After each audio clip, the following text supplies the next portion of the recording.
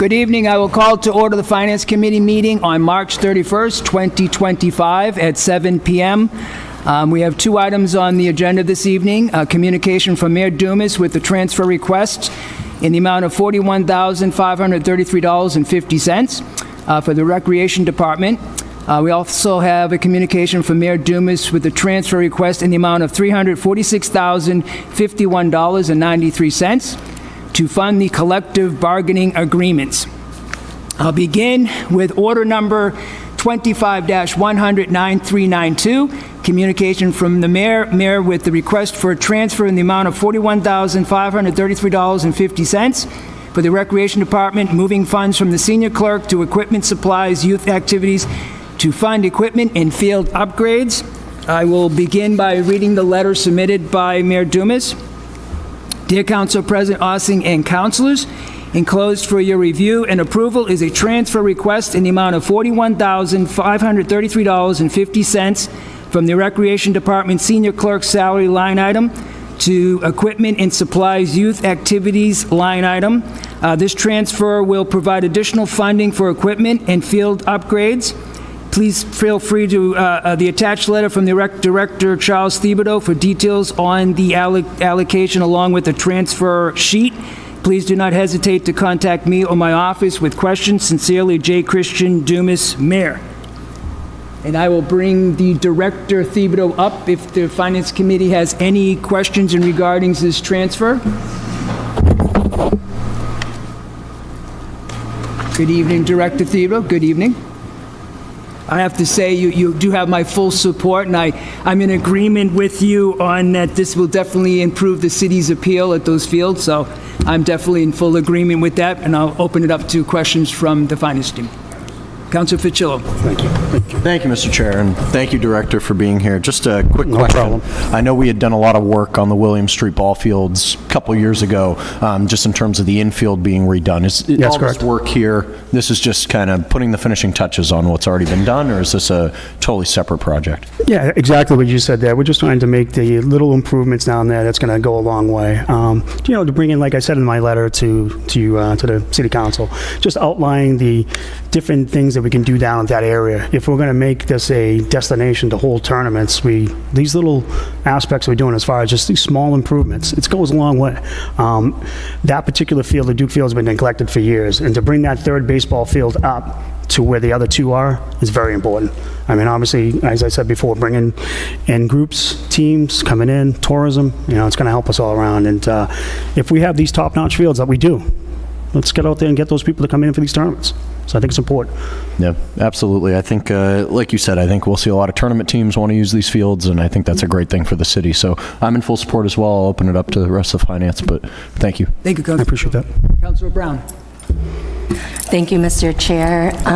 Thank you, Chuck, for coming. No problem. And also, I wanted to mention Ted Scott, who's here tonight, because I've spoken to both of you, being the ward councilor, where Ward 4 has the William Street ball fields. And so it's really nice to see some attention coming to it. With the boardwalk around Lake Williams and what you highlighted in your letter as far as what Councilor Ficillo had said, attracting people and hopefully maybe some tournaments. The Duke Field really is in pretty poor condition compared to the other two fields, so that'll be nice. I think they've mostly been using it for like the little T-ballers for just because of the condition of it, and I've seen the covers that are being replaced to approve the transfer pending any other conversation. Motion has been made, and I will second that to approve order number 25-100-9392 with a transfer request in the amount of $41,533.50 for the Recreation Department, moving funds from the senior clerk to equipment and supplies, youth activities to fund equipment and field upgrades. Any further discussion? Councilor Oram. Thank you, Mr. Chair. Welcome, Chuck. Thanks for all you do. It's just Thanks, not Councilman. Little League fields. I know we keep you quite busy in the summer with Fort Meadow and Memorial Beach, but a couple questions. I just explain on the equipment.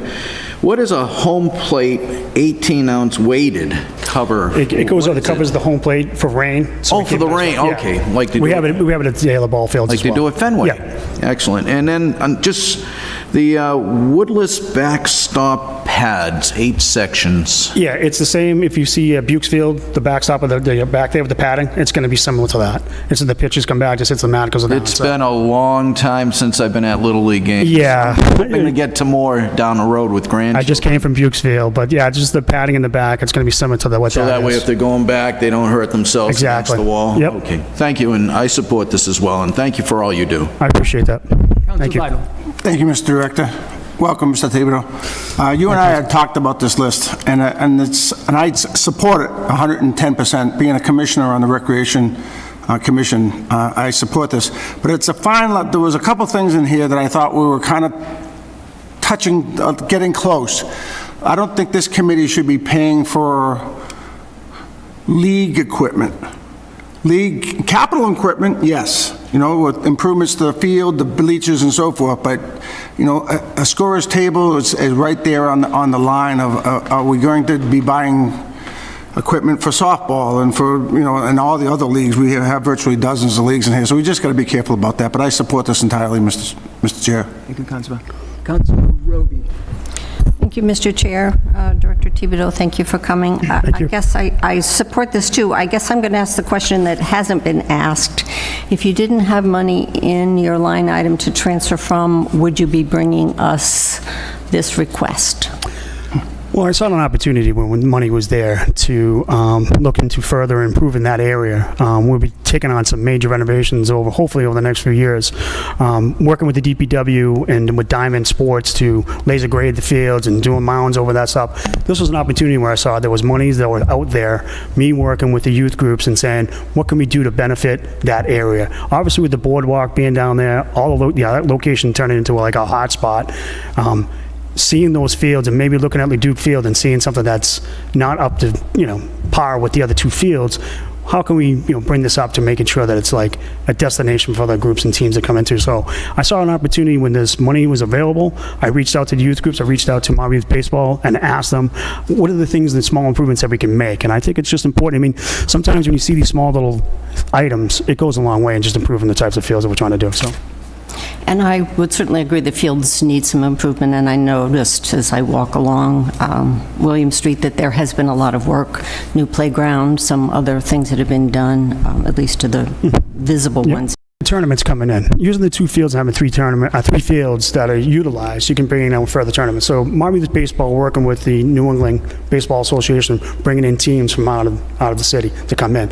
That just brings in, like I was saying before, feeds into the tourism. People go to the Apex, go to the restaurants, go to the, maybe go and come and have a beer here or. But does the youth sports get the money from that, or does the city get the money from the sports we try to do it. coming in? I think it's not something we bring in. I don't charge a fee for them to come out for the outside tournaments unless there was 2 teams, say like there was 2 outside teams coming into play. Anytime I do that, I charge for that field. So if it's, say it's Hudson against Westboro, and we knew that was going to be it, we would charge the field rate, which is $50 an hour for the grass field. That's what I usually do. That would come back into my revolving account. I would say the monies that the city is seeing, it's just the tourism coming in and just bringing people in to the city to, coming to use the restaurants and, Apex Center and those type of avenues. And is there the same equity for the need for work at the softball field as there is for the baseball field? I'm sorry, what was the question? Is there the same need for work at the softball field as there is for the baseball field? Every year I meet with each youth group asking what they need as far as, some of these times is like things that can be done in-house. Ted does a fantastic job with the DPW saying what kind of work can we do in-house that we can correct these issues. And every year brings its own challenges, whatever that is. Softball may have this issue, Mob Youth Baseball has this issue, youth lacrosse has this. And then I try to bring all that in. So I meet with each youth group in January, each of the presidents. I have them come into my office. We talk about what worked last year, what works now. What can you see from the city to help improve that? I go to the DPW, what funding do we have to do these small little projects, not something on a grand scale. So I think me taking those youth groups and saying, this is what we can do this year, and then I talk to Ted, I talk to the DPW, what is the monies that we're doing small improvements. We reach out to the Parks Department, reach out to Ted. He says, I have these monies. What can we fund these other ways? That was the only reason why I was saying that. I saw an opportunity where this money was there, and I reached out and I said, how can we do this to implement something that I can spend this money and it could go a long way? And I have no idea how Marlboro Youth, Softball Youth, Baseball Youth, Football, do any of those organizations pay a fee to the city to use those fields?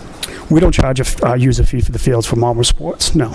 Okay. Other towns do, but we don't. I take pride in that, and if we're able to do that, I think that's great.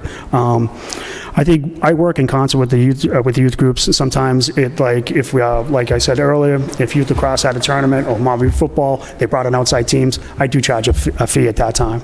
I use outside entities that come in to use our turf fields, our grass fields, to take in monies from my revolving account. That helps offset monies that don't go into my general fund. As you probably noticed, I don't come here too often. It's me saying, at an opportunity where there's monies there, I jumped on it and said, how can I do this just to help out in a small way? Taking that revolving account money helps me fund my temporary part-time help. So all the years I've been here, we do small increases to my temporary part-time help. I try to help the city by taking in those funds, by running programs, field fees, bringing those monies in to offset my budget, which is, as you know, very limited. Yes, and the senior clerk will not be in the budget next year? I'm sorry? Will the line that you're using to take money from, Yes. is that going to be in your budget next year? Yes, it's been a recurring line item in my budget.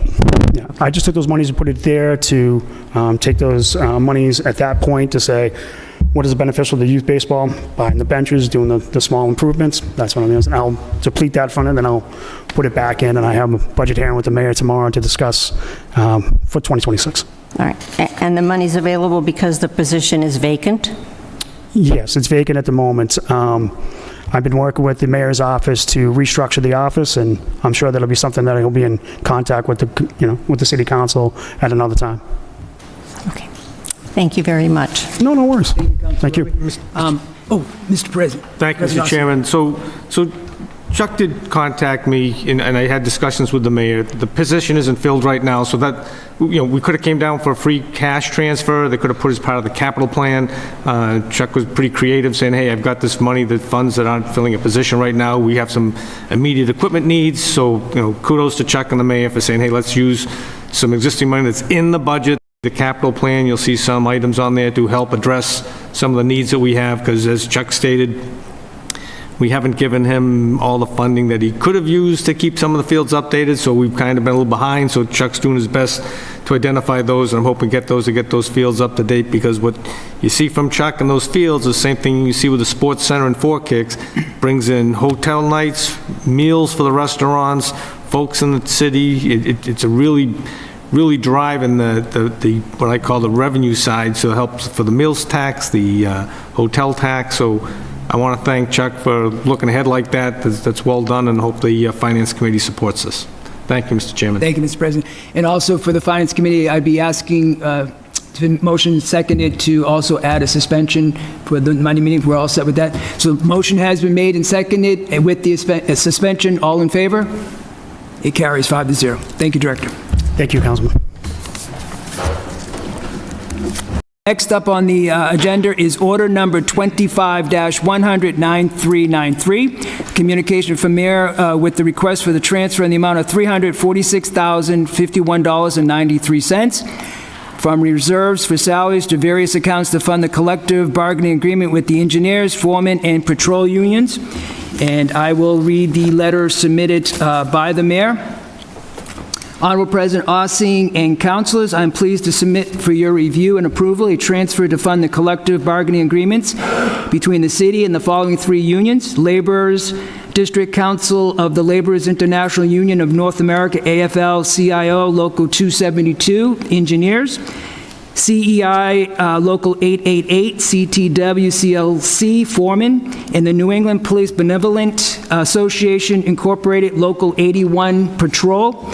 If you have any questions, please feel free to contact my office. Sincerely, J. Christian Dumas, Mayor. Also remind councilors that some of these contracts are still in negotiations. So just to let the councilors know on some questions we may not be able to get an answer on. But with that said, I certainly would support from the reserve from salaries to fund these agreements. I'd like to thank Mayor Dumas as well for working out the agreements with these 3 unions. That's a big step going forward, so thank you very much. And I'll open that to any questions with the Finance Committee. Oh, Councilor Brown. Thank you, Mr. Chair. I'm very aware of how much work has been done to, have the conversations about these agreements and, for the employees of the city who are parts of these unions. I didn't see anything that particularly stood out to me. It seemed like, sick leave buyback, education incentives, longevity, various types of overtime. So I would also be in support of this. Thank you. Councilor Vital. Thank you, Mr. Chair. You said that these have not been settled yet? No, these 3 have been. Oh, okay, This is the okay, that's what I agreement, thought. and Okay, these very good. funds will be coming from reserve from salaries, yes. Other, Correct, that they're still working on negotiating with those additional unions, yes. very good. Thank you, sir. Thank you. Now, no further questions, I will entertain a motion. Motion's been made and seconded to approve. Order number 25-100-9393, with a transfer request in the amount of $346,051.93 from reserve for salaries to various accounts to fund the collective bargaining agreements with the engineers, foremen, and patrol unions. Any further discussion? Seeing none, all in favor? It carries 5-0. And also, we'd like to add a suspension for Monday night. Thank you. I'll entertain it. Councilor Brown. Move to adjourn. Motion's been made and seconded to adjourn. All in favor? We are adjourned at 7:18 PM. Thank you, Finance.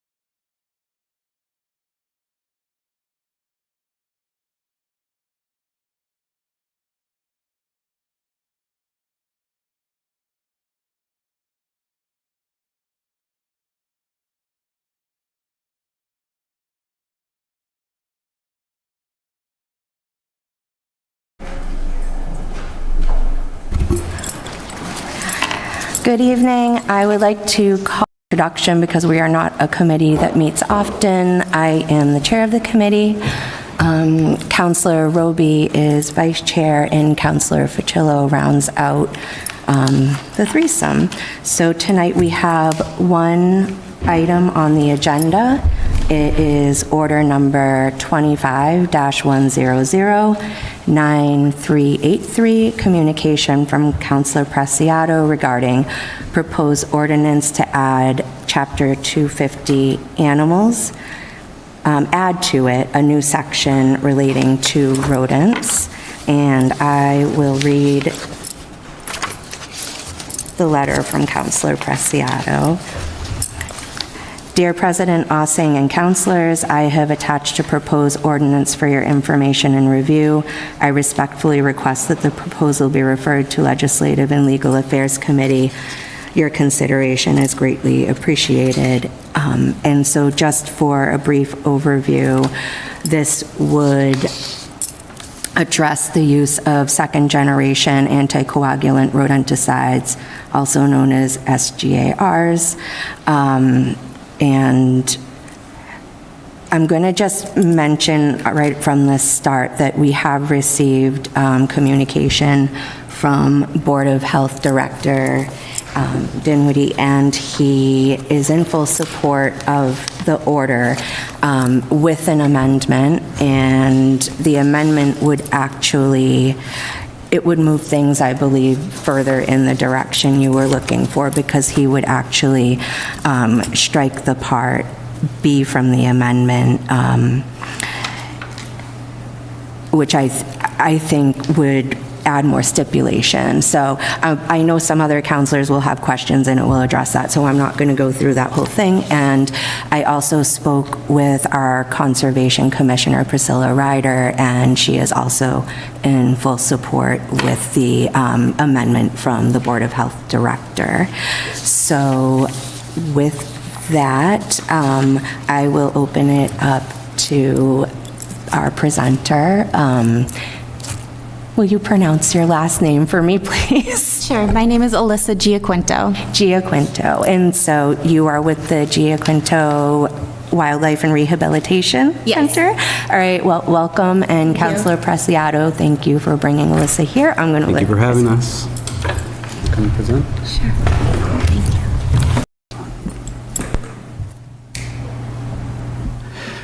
So we have a letter of support from Mass Audubon regarding this ordinance. So this ordinance is very important, I think, to a lot of people in the city of Marlborough for many reasons. And I'm going to let Alyssa really get into the presentation so I don't take up too much time.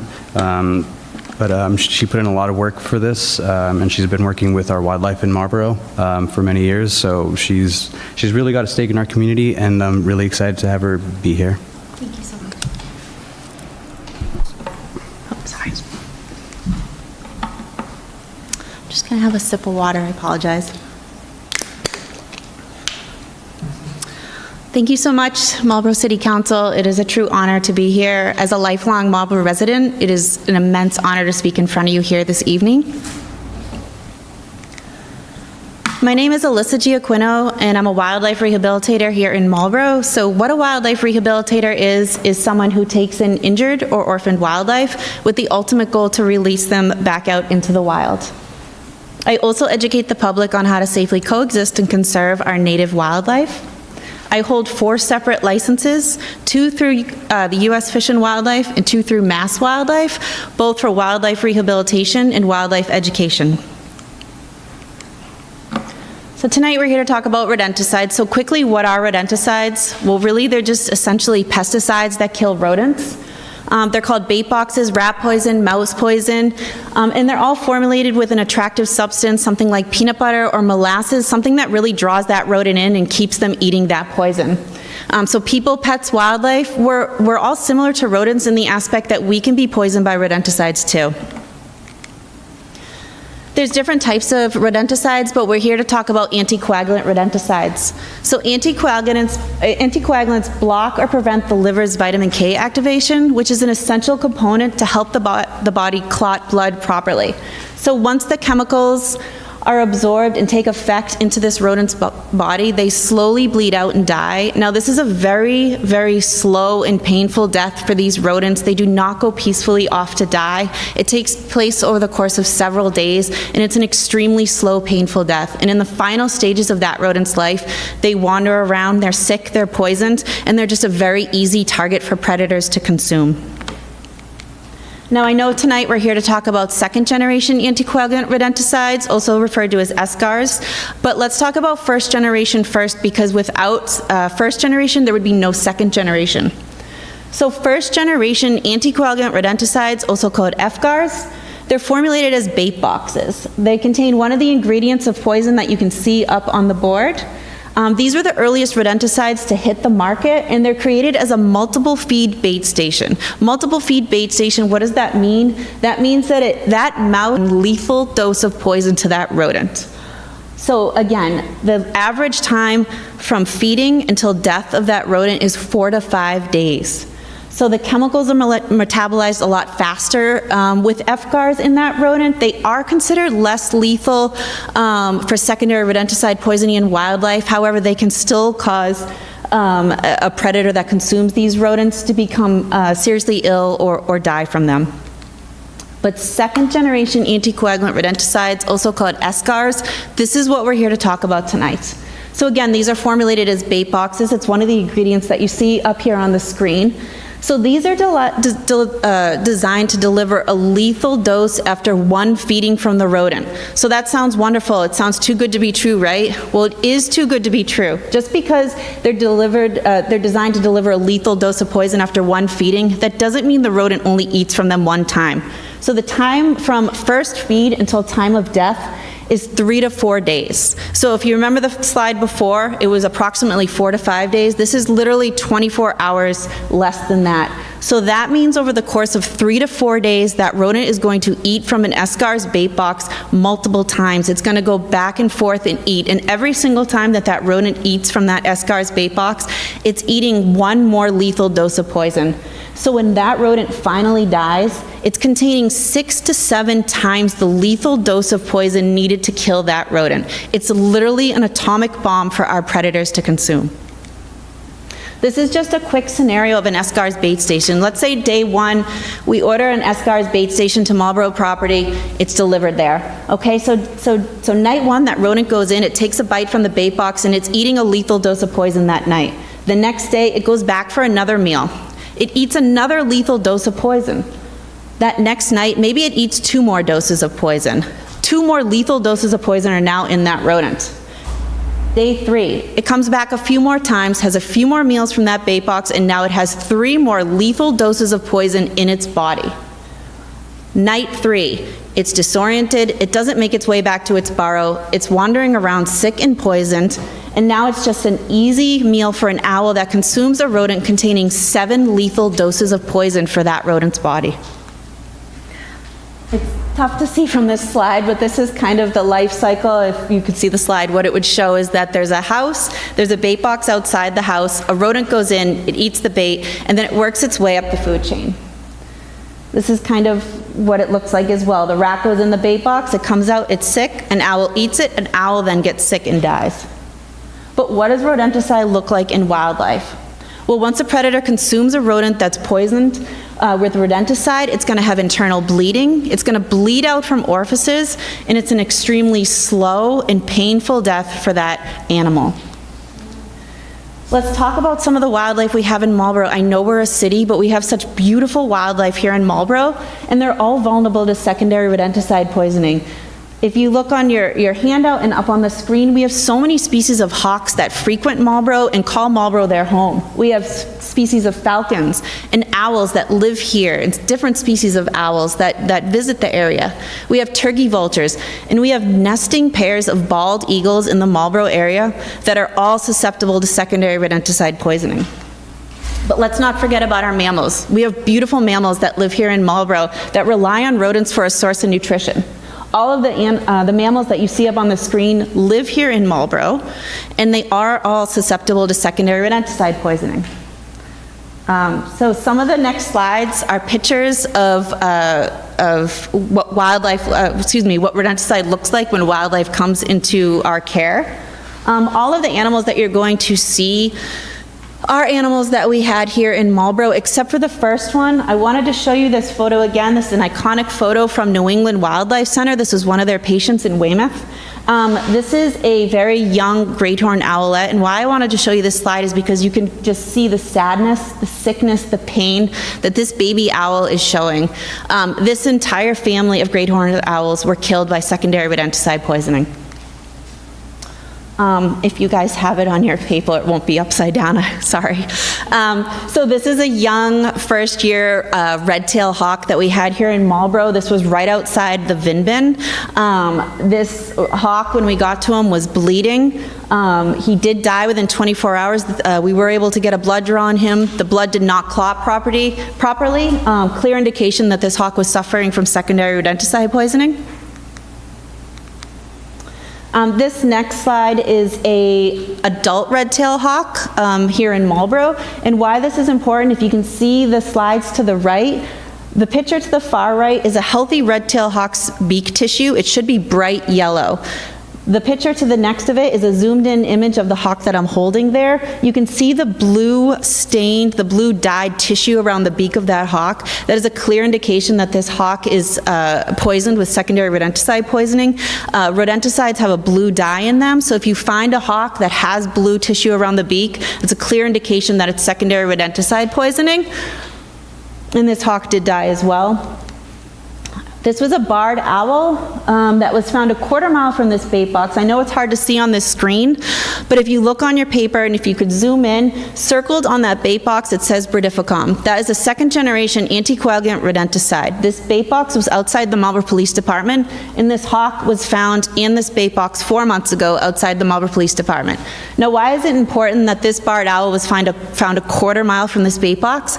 Well, barred owls hunt within less than a mile radius, so it's extremely likely that this barred owl was eating the poisoned mice that came out of this bait box that was at the Marlborough Police Department, and it did die. The next series of photos, you may have to look on your paper to see them the right way if they are crooked, because this was one of the saddest cases that I've had as a wildlife rehabilitator. This is a family of 3-week-old red kit foxes. This was the only survivor that lived long enough to have his blood drawn. It did not clot properly.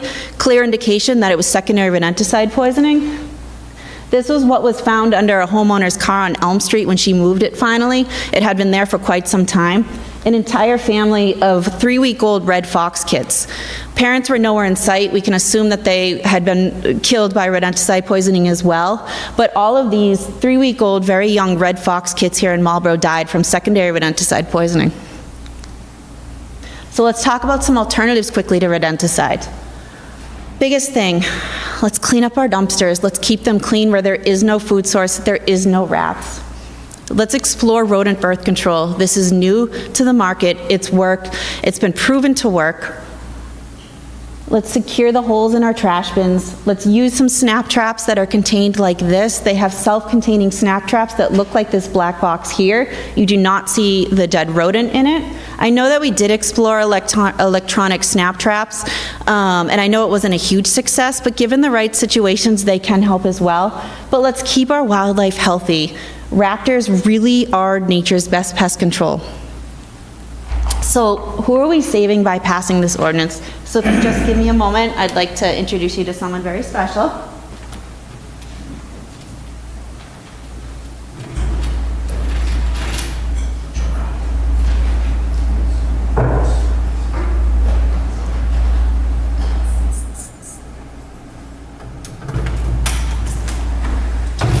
Does it like city councilors? She does. It's her dinner time. She's a little hungry, so if she's cranky, it's just because it's time for her to eat dinner. I'm the first one.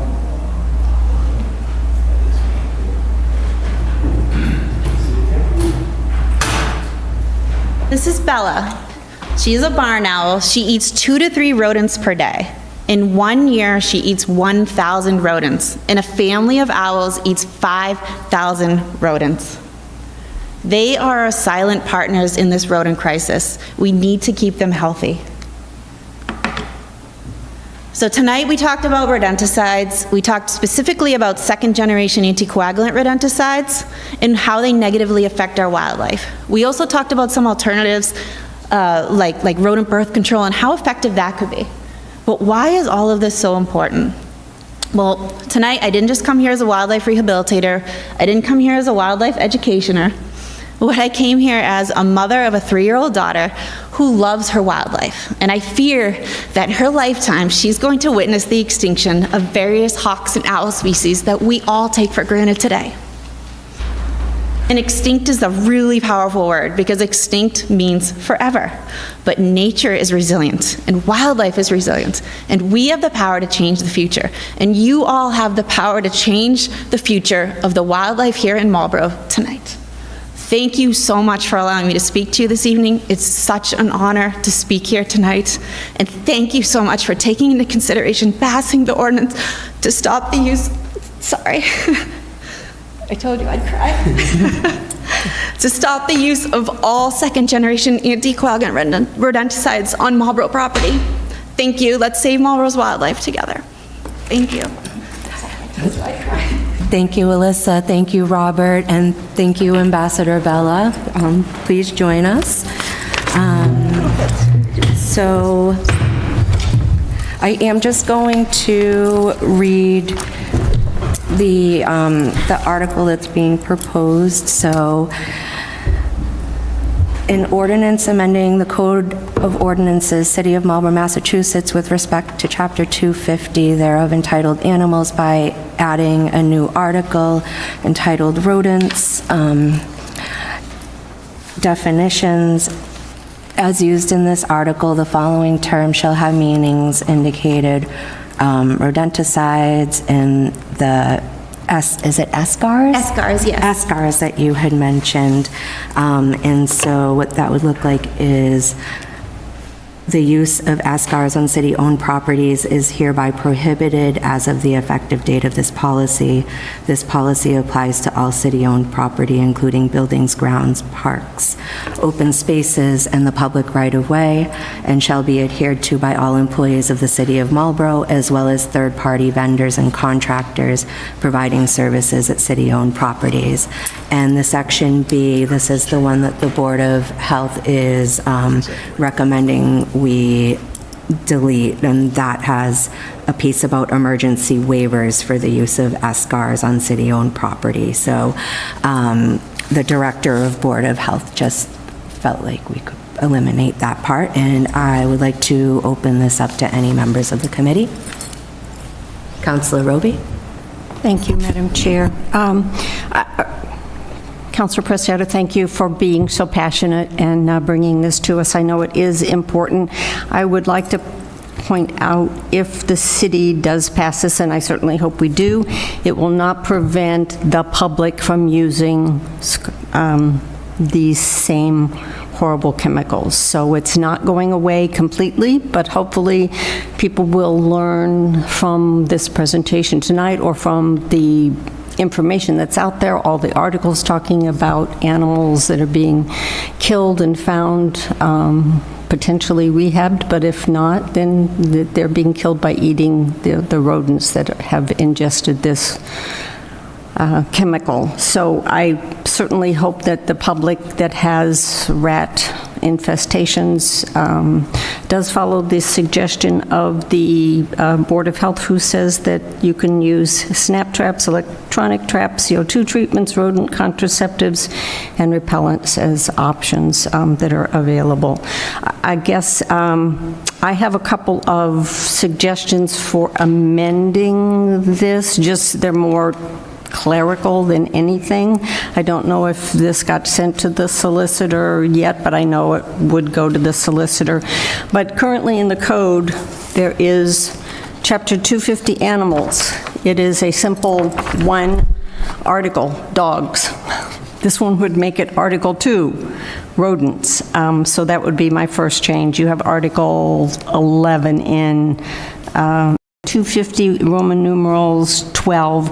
It should probably just be a simple 12 because it follows in with the numbering of 251 through 10 that's currently there. You have 250.11 is your definition, then 250, the use of the second generation. I believe we can delete the as of the effective date of this policy, because as soon as it is endorsed, it becomes effective. The solicitor can confirm that. I would move that we delete Section B as suggested by the Board of Health Chairman. I also agree that if we're going to do this, we should just make it, no, you can't use it. They were And totally fine with that. I complete don't agreement. know for sure if your intention was to keep the sentence that starts all provisions of the Code of the City of Marlborough as amended. I don't know that we need that. But again, I will let the solicitor determine for sure. I would move to strike it because I think it's not relevant. And I would move to approve with those changes and then open it up. I guess you will open it up for discussion from anybody else, but. Thank you. Thank you, Councilor Roby. The motion has been made, and I will second that to approve as amended. And I'd like to open the floor. Councilor Fucillo? Thank you, Madam Chair. Just a quick question. I'm in full support of this, and I was also going to check in to see if you guys are comfortable with deleting Section B, which I'm glad we are. Just really quickly, is the city contracting or using any SCARs that we know of currently? I know in the presentation it seemed as if it was at the police station, so. Originally, I believe the city was using some bait boxes with SCARs in them, but as of this incident with the owl, the mayor has said that they will no longer be using any secondary rodenticide in their bait boxes on city property. So regardless of this ordinance, the mayor has given his word that he would not be using it. Good to know. Thank you. Thank you, Madam Chair. Thank you. Councilor Vital? Thank you, Kylie. Madam Chair. Two questions. One is, and I apologize because I'm referencing social media, but over the last 3 or 4 months, there's been a lot of insinuation that the death of birds were attributed to the bird flu. Is there any connection between the death of the birds that I'm reading about throughout social media and this? No, so bird flu is primarily affecting our waterfowl. So this strain of HPAI or avian flu, it's primarily in waterfowl right now. We are seeing it some raptors, but it presents itself differently. And they can conclude that by a deceased bird. When they swab the bird, it'll come back positive for HPAI, as opposed to a deceased bird from rodenticide poisoning or an alive bird that is sick from rodenticide poisoning.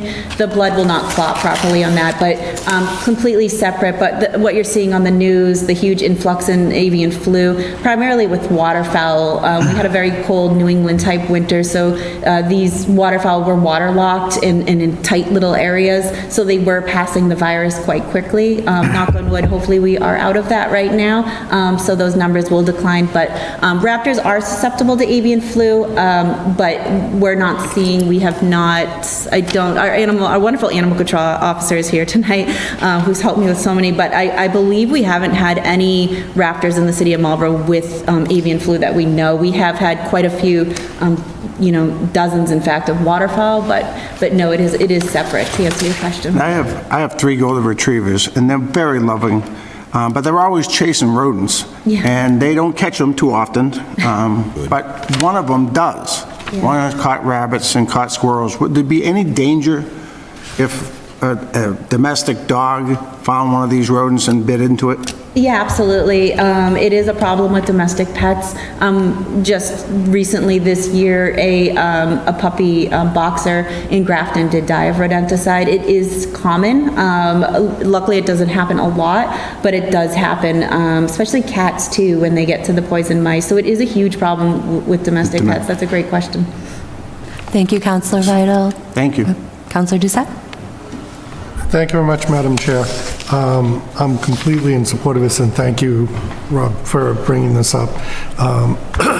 I think one of my cats ended up passing away from getting into some poison near a local store that was using this type of stuff. So I think anything we can do to keep these types of poisons under better control is worthwhile. So thank you. Thank you, Counselor. Counselor Oram? Thank you, Madam Chair. Thanks to both of you.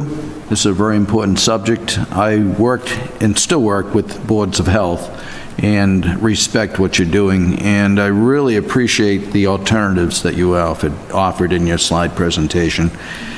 I'm not for sure, maybe one of you two know, or someone in the audience or the city councilors, can I go to a hardware store and buy this product, the S-Cars? You can. I was at Tractor Supply 2 days ago, and it was there. Brodifacoum and bromethaline were sold right at Tractor Supply. It's sold very frequently and carelessly, and that's a huge problem. Do you know offhand, because you're probably involved with the state, have they been looking at this to ban it completely from the state of Massachusetts? Yes, absolutely. So there is a bill right now at the State House they are trying to pass. It's been years now that they are trying to pass this. It has made momentum. Unfortunately, it doesn't look like it's going to happen, in the next few months, and that's why passing this on a city and a town level is so important, because this is the fastest thing we can do right now until you can ban it on a state level. In order to ban it on a city-wide or town-wide, not just on city or town property, we would have to file a bill with the State House to become exempt. It is a much longer process and a much more uphill process. You'd all probably know more about that than I would, but it is a very lengthy process. So passing it just on town property or city property is much faster, and it also just spreads the word and awareness to the town, knowing that the city is banning it. Just spreads awareness. I have found in just the years of doing education that really just educating people and telling them the dangers about it. A lot of people don't know. They don't know the effects that it has on wildlife, humans, domestic pets, children. And so, so it's hopefully. All right, thank you for that, and hopefully we'll get there someday. Owl, maybe it's called Barney, but I hate to see them die. I live on a lake, and we're fortunate to have eagles flying around. Yes. And it's very nice to have. But I will say the city council has been very diligent, lower my voice, have been diligent about making sure on new projects that there's observation and oversight prior to any demolition. So we don't have a bunch of mice and rats running around that become an issue. Stop it ahead of time. That's why I really appreciate your prevention. Hopefully, we as a city can continue to promote this type of action through social media, might it be through our own city website, just so people know the importance, so they don't go buying this product thinking it's the world's best rodenticide. Exactly. And so I support this 100%, and I hope to see it go further at the state level and within the education that we do within the city. So again, thanks to both of you. Thank you, Councilor. Thank you, Madam Chair. Thank you, Counselor. Counselor Roby, do you have a question? Thank you. No, I don't. The Mass.gov website says consumer retailers are now federally prohibited. So if in fact there are consumer retailers within the city of Marlborough selling these, I think code enforcement needs to know, because they should not be if the federal government is saying you can't sell them. Right. Good Thank to you, know. Councilor We'll Roby. note that. Thank you, Councilor. Any other questions or comments from councilors? President Ussing? Thank you, Madam Chair. Alyssa, nice job. Thank you very much, and Councilor Preciado, well done. I guess I'll offer or I actually make a request of you. One of my other jobs is chairing the MMA, Mass Municipal Association Energy and Environment Policy Committee, and we're always looking at various environmental bills to move through the legislative process, which can be extremely slow, as you're probably aware. Could I tap on you for a presentation of the group if it gets... To add on to that, I am a member, or not the chair, but I'm a member of the MMA's legislation committee, so maybe we could work together if there's a bill at the State House already, or if there needs to be one refiled, we can do some pushing for it. Thank you. Thank you so much. Okay, so thank you. There is a motion that has been made and seconded. There's no further discussion. All those in favor? That is 3, none opposed. Madam Chair, if I may, could I ask your committee for a suspension so this can be presented at the next city council meeting? with the suspension. So I would say Could I ask that you suspend the, offer that? send to the legal department to put in proper format. Yeah, hopefully they can. All those in favor? The meeting is adjourned at 8:01. Thank you.